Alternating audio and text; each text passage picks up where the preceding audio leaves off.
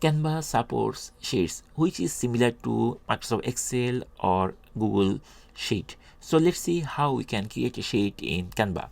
At first, we need to log in our Canva account, and once we logged in our Canva account, we just need to press this create button, and then it will bring this type of window.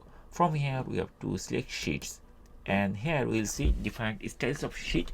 The first is only the basic sheet, and these are the sheet template. We can choose any of this template to start working with sheets.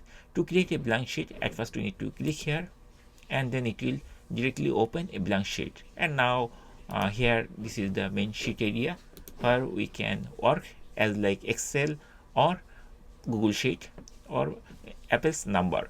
And if you want to change the theme, you can also go to design, and from here you can choose any of the design, and you can apply that changes on this sheet. And that's it guys. In this way we can easily create a sheet in Canva.